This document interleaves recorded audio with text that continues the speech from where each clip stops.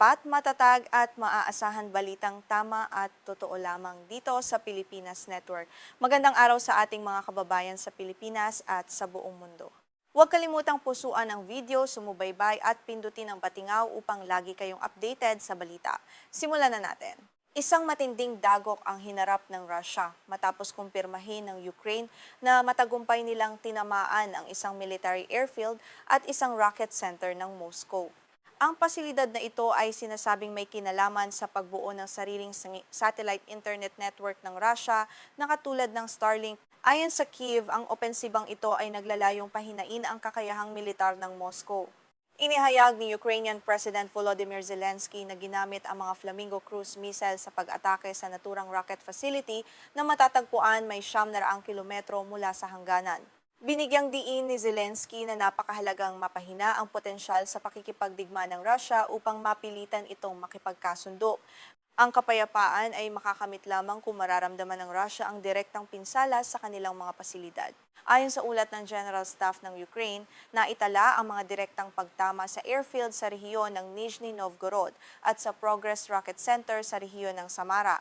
Nagdulot ng malalaking sunog ang mga ataking ito sa parehong lokasyon. Ang airfield na tinarget ay madalas umanong gamitin ng mga Russian aircraft upang maglunsad ng mga pambobomba laban sa mga sibilyan at mga kritikal na infrastruktura sa Ukraine.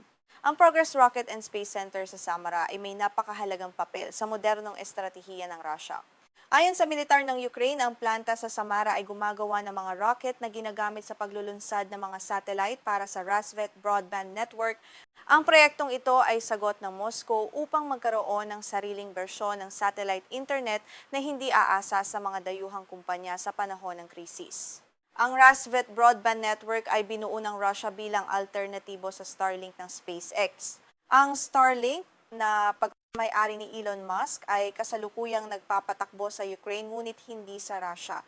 Napakalaki ng tulong ng Starlink sa Ukraine dahil nagbibigay ito ng mabilis at maaasahang koneksyon sa internet para sa kanilang mga sundalo sa frontline na nagpapahintulot sa mas mabilis na koordinasyon at komunikasyon. Sa pamamagitan ng Starlink, nagkaroon ng Kyiv ng malaking bentahe sa operasyon ng mga drone at komunikasyon sa labanan. Dahil dito, labis na ninais ng Russia na magkaroon ng katapat na teknolohiya upang mapantayan ang kakayahan ng Ukraine. Ang pag-atake ng Ukraine sa Progress Rocket Center ay isang estratehikong hakbang upang hadlangan ang ambisyon ng Russia na makumpleto ang kanilang sariling satellite network. Bagamat walang kumpirmasyon mula sa mga awtoridad sa Nizhny Novgorod tungkol sa pag-atake sa airfield, kinumpirma naman ng mga opisyal sa rehiyon ng Samara ang naganap na insidente. Ayon sa lokal na pamahalaan, matagumpay umanong naitaboy ng kanilang air defense system ang isang malawakang pag-atake ng missile. Gayunpaman, inamin din nila na may mga pinsalang natamo ang ilang bahagi ng kanilang mga industrial na pasilidad. Inihayag ni Ivan Noskov, ang pinuno ng rehiyonal na kabisera ng Samara, sa isang pahayag sa internet na ang infrastrukturang pang-industriya ng lungsod ay nakaranas ng bahagyang pinsala. Hindi naman niya tinukoy kung aling partikular na pasilidad ang naapektuhan ng pagsabog.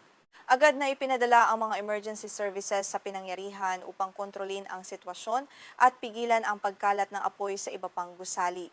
Una rito, iniulat ng gobernador ng rehiyon ng Samara na isang missile ang tumama sa isang hindi tinukoy na industrial na pasilidad noong gabi. Lumipas ang 7 oras, sinabi niya na patuloy pa ring inaayos ng mga emergency services ang mga pinsala at epekto ng pagsabog.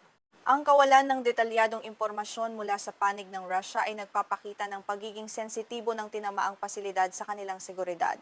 Ang Progress Center ay may mahaba at makasaysayang papel sa programa sa kalawakan ng Soviet Union at ng modernong Russia.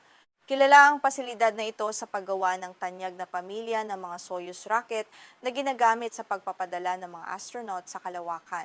Ang pinsala sa pasilidad na ito ay hindi lamang makaaapekto sa militar kundi maging sa kanilang prestihiyo sa larangan ng space exploration. Nagsimula ang malawakang invasyon ng Russia sa Ukraine noong Pebrero ng taong 2022. Bagamat bumagal ang pagsulong sa mga pangunahing linya ng labanan sa taong ito ayon sa mga eksperto, patuloy pa rin ang madugong sagupaan.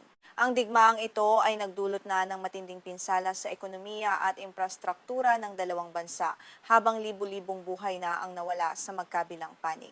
Sa kabila ng mabagal na pag-usad, patuloy ang puwersa ng Russia sa pag-atake patungo sa mga estratehikong lungsod sa silangang rehiyon ng Donetsk sa Ukraine. Ang Donetsk ay nananatiling isa sa pinakamainit na bahagi ng labanan kung saan pilit na ipinagtatanggol ng mga sundalong Ukrainian ang kanilang mga posisyon laban sa mas malaking puwersa ng Russia na may mas maraming supply ng bala at kagamitang militar. Dahil sa tila pagkapatas ng labanan sa lupa, kapansin-pansin ang pagtaas ng mga long-range strike mula sa magkabilang panig. Ginigipit ng Ukraine ang Russia sa pamamagitan ng pag-atake sa loob mismo ng teritoryo nito gamit ang mga makabagong drone at missile. Sa kabilang banda, patuloy din ng Russia sa kanilang walang humpay na pambobomba sa mga lungsod upang sirain ang moral ng mga mamamayan sa buong teritoryo. Sa pinakahuling ulat ng Ministry ng Depensa ng Russia, sinabi nito na sa nakalipas na 24 na oras, matagumpay nilang tinamaan ang mga logistics center, imbakan ng gasolina at infrastrukturang pantransportasyon ng Ukraine. Ang mga pasilidad na ito ay ginagamit ng militar ng Ukraine para sa kanilang operasyon. Ayon sa Moscow, ang mga ataking ito ay naglalayong paralisahin ang sistema ng supply ng hukbo. Idinagdag pa ng depensa ng Russia na tinarget din ng kanilang mga drone, missile at artillerya ang mga pagawaan o assembly workshop para sa mga long-range drone at drone boat ng Ukraine. Ang mga drone boat na ito ay naging epektibong sandata ng Ukraine sa pag-atake sa mga barkong pandigma ng Russia sa Black Sea. Ang pagkasira ng mga ito ay isang malaking dagok sa kakayahan ng Ukraine na gumanti sa karagatan. Kabilang sa mga sinasabing tinamaan ng Russia ay ang isang imbakan ng mga long-range drones sa rehiyon ng Chernihiv sa Ukraine. Ang Chernihiv na malapit sa hangganan ng Belarus at Russia ay madalas ding maging target ng mga pag-atake.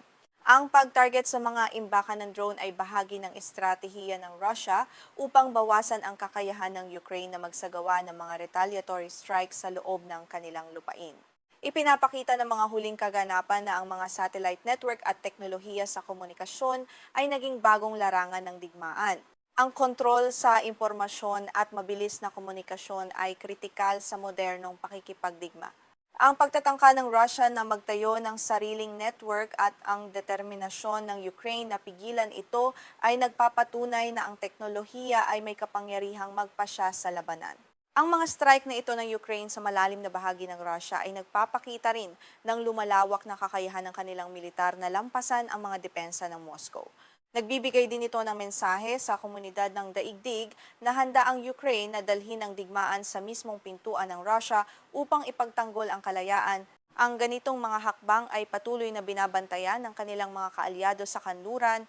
Sa ngayon, hindi pa malayang makumpirma ng mga independenteng mamamahayag kabilang ang Reuters ang mga ulat mula sa magkabilang panig dahil sa limitadong akses sa mga apektadong lugar.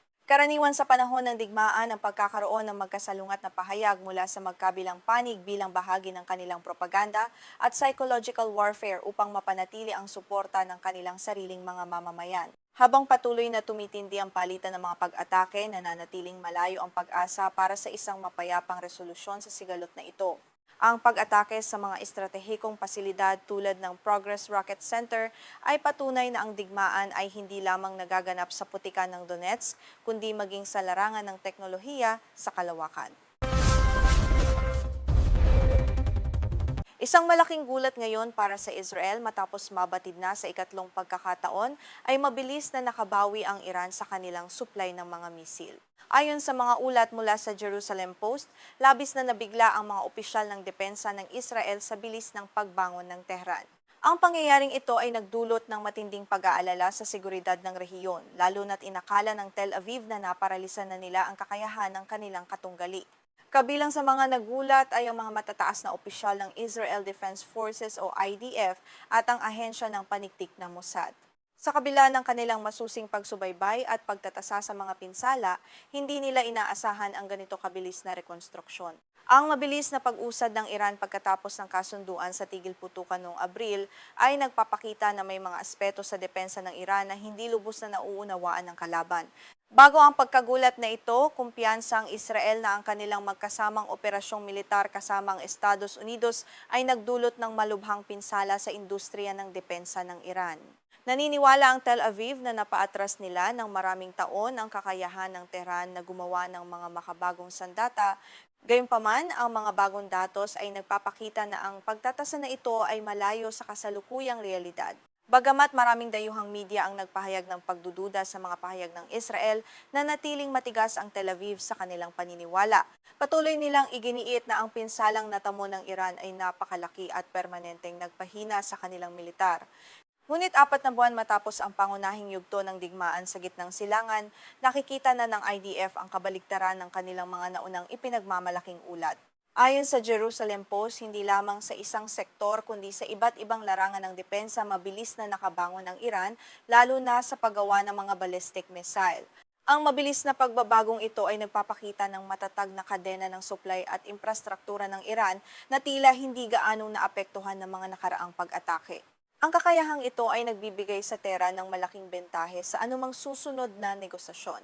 Para matataan ni BA, upang maunawaan ang sitwasyon, kailangang balikan ang 3 pagkakataon na nagulat ang Israel. Ang unang pagkakataon ay matapos ang malawakang pag-ataking panghimpapawid noong Oktubre 2024.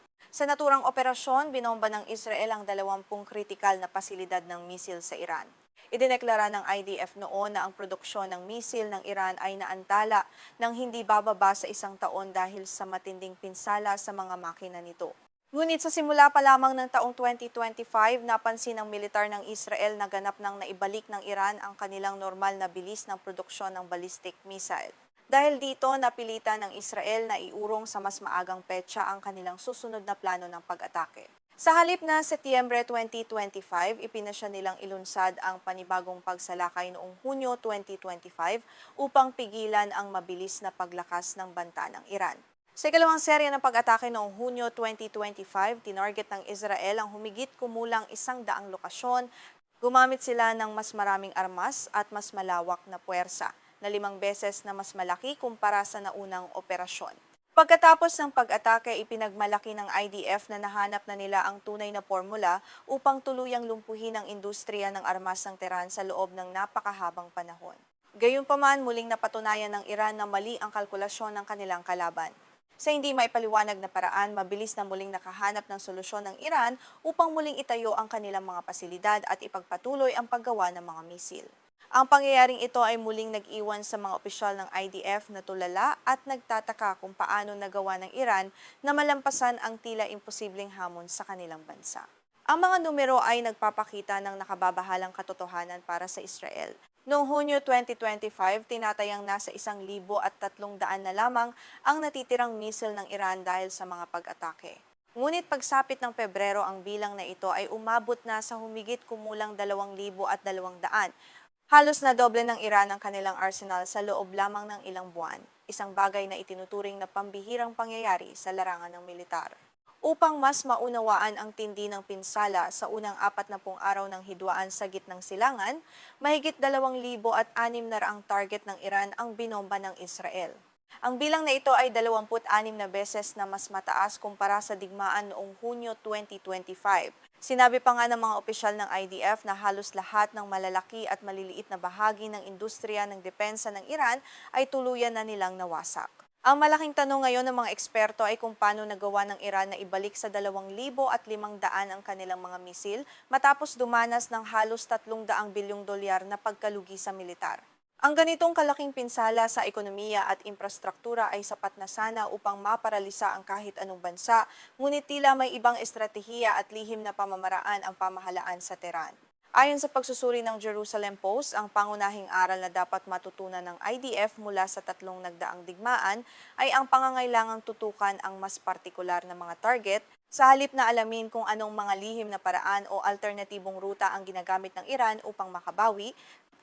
Dapat ay muling suriin ng Israel ang kanilang buong talaan ng mga target upang matiyak na ang mga susunod na pag-atake ay magiging epektibo.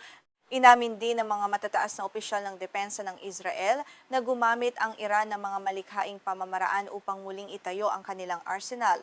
Bagamat hindi nila ibinahagi ang mga detalyeng ito sa publiko dahil sa isyu ng seguridad, malinaw na ang Iran ay hindi lamang umaasa sa mga lumang sistema ng produksyon, kundi gumagamit din ng mga makabagong teknolohiya at pamamaraan upang mapabilis ang kanilang pagbangon. Isang halimbawa na iniulat ng New York Times ay ang paggamit ng Iran ng mabibigat na bulldozer upang mabilis na linisin ang mga guho sa pasukan ng kanilang mga lihim na base sa ilalim ng lupa.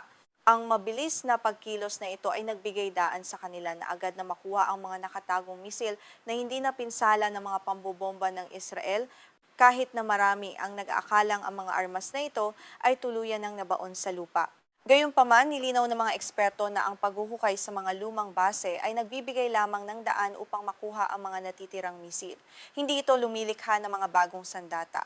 Ngunit ang mas nakakagulat ay ang kumpirmasyon mula sa Jerusalem Post na ang Iran ay aktwal na nakagagawa ng mga bagong armas sa mas mabilis na antas kaysa sa inaasahan. Ibig sabihin, buhay na buhay ang kanilang mga pabrika sa kabila ng mga pag-atake. Ang usapin kung gaano pa karaming misil ang natitira sa Iran pagkatapos ng digmaan ay naging paksa ng mainit na talakayan sa buong mundo. Maraming tagasuri ang naniwala noon na nawalan na ng kakayahan ng Iran na gumawa ng mga bagong armas at aasa na lamang sa mga natitirang supply. Ngunit ang mga bagong ulat ay nagpapakita na ang tunay na banta ay hindi ang kasalukuyang bilang kundi ang bilis ng kanilang paggawa nito.